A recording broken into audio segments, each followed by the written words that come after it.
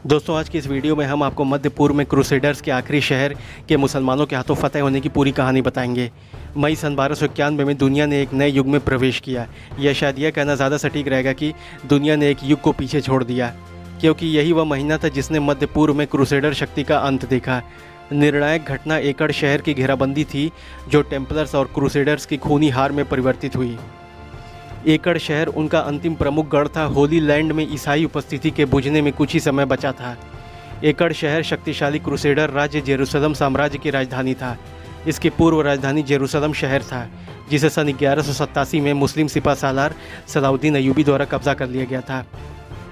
भूमध्य सागरीय तट पर स्थित एकड़ शहर की नई राजधानी ने क्रूसेडर उपस्थिति के लिए एक प्रमुख व्यापारिक केंद्र और महत्वपूर्ण तंत्रिका के रूप में कार्य किया। हालांकि सन 1291 में क्रूसेडर्स के नए दुश्मन ममलूक सल्तनत के हमलों का दौर शुरू हुआ।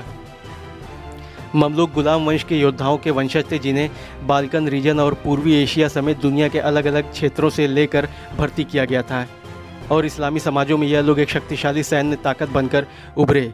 13वीं शताब्दी के मध्य में मिस्र और सीरिया पर शासन करने के लिए इन्होंने अपना राजवंश स्थापित किया।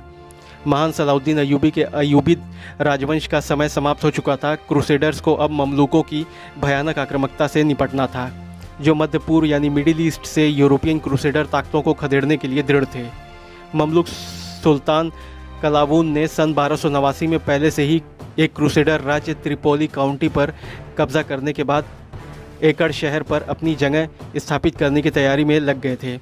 सुल्तान कलावून को एकड़ शहर पर हमला करने के लिए बस एक अच्छे बहाने की तलाश थी, और यह मौका अगस्त सन 1290 में उसे मिला, जब लापरवाह इटालियन क्रूसेडरों का एक समूह दुश्मन के हमलों से निपटने के लिए एकड़ शहर की तरफ भेजा गया, जिसका एकड़ में स्थानीय मुसलमानों के साथ एक बदसूरत टकराव हो गया, जिससे कईयों की मौत हो गई।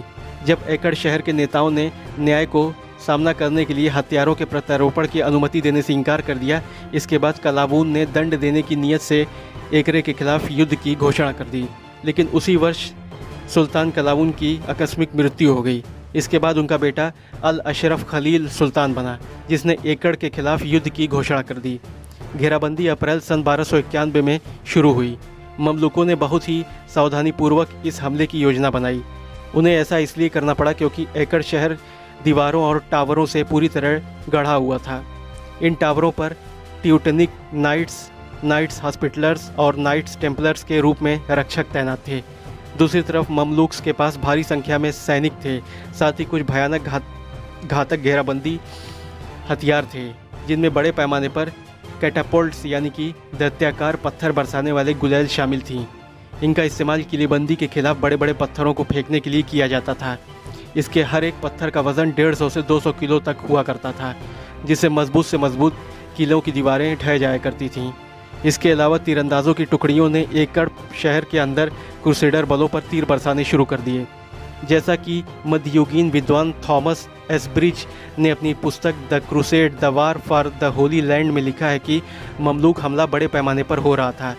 इसकी तीव्रता बहुत ज़्यादा थी। ममलूक शहर पर दिन रात बमबारी कर रहे थे। इसी बीच क्रूसेडर नाइट्स ने जितना हो सका जवाबी हमला करने की कोशिश की। टेम्पलर्स और अन्य क्रूसेडर नाइट्स ने दुश्मन सैनिकों को मारने और उनके घेराबंदी इंजनों को आग लगाने के लिए रात के समय ममलूक शिविरों पर छापे मारे।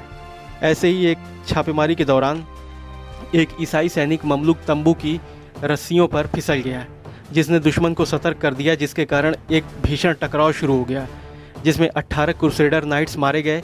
इसमें से एक क्रूसेडर जल्दीबाजी में शौचालय में गिर गया और गंदगी की वजह से मारा गया। 18 मई को ममलूकों द्वारा किए गए एक कठोर हमले ने किले के रक्षकों को नीचे गिरा दिया। ममलूक सैकड़ों ऊँटों पर रखे नगारों की गड़गड़ाहट के साथ शहर में तेजी के साथ घुस गए। एक बड़ी तादाद में क्रूसेडर्स का वध हुआ। विलियम ऑफ ब्यूजेऊ नाइट्स टेम्पलर्स के ग्रैंड मास्टर थे। किदवंती के अनुसार विलियम के आदमियों ने अपनी तलवार गिरा दी थी और लड़ाई के बीच में हार मान ली थी। उसने उत्तर दिया, मैं भाग नहीं रहा हूँ, मैं पहले ही मर चुका हूँ, यहाँ प्रहार हुआ है। यह कहते हुए उसने घातक घाव दिखाने के लिए अपनी बाहों को ऊपर उठाया। एकड़ शहर की इस अफरा तफरी में महिलाएं और बच्चे सड़कों की ओर भागे, और वे नावों पर चढ़ने के लिए बेताब थे, जिन्हें जल्दीबाजी में गोदी से उतारा जा रहा था। अमीर व्यापारियों ने सिक्कों की लालच देकर नाव में सवार होने की भीख मांगी। अत्यधिक भीड़भाड़ वाली नावें पलट गईं, जिससे उनके हताश यात्री डूब गए। हालांकि कुछ टेम्पलर्स कई और दिनों तक विरोध करने में कामयाब रहे, जो कि शहर के एक फोर्टिफाइड कोने में छिपे हुए थे। वे भी अंततः हार गए। एक ईसाई ने इस घटना को अपने शब्दों में बयां कर बताया कि कोई भी एकड़ के लोगों के आंसू और दुख को पर्याप्त रूप से बता नहीं सकता, क्योंकि क्रूसेडर्स के अंतिम महान गढ़ को तबाह कर दिया गया था। यरूशलेम साम्राज्य के जो बचे हुए लोग थे वह साइप्रस जैसे अन्य स्थानों में बस्तियां बनाकर बस चुके थे। एकड़ के इस पतन के बाद खेल प्रभावी रूप से खत्म हो चुका था। पवित्र भूमि को लेने के लिए और कोई गंभीर प्रयास नहीं किए गए। जैसा कि ममलूक इतिहासकार अबू अल फिदा ने कहा, यह क्षेत्र फ्रैंक्स से शुद्ध हो गया था और पूरा फिलिस्तीन अब मुसलमानों के हाथों में आ गया था। धर्मयुद्ध का युग प्रभावी रूप से समाप्त हो गया था।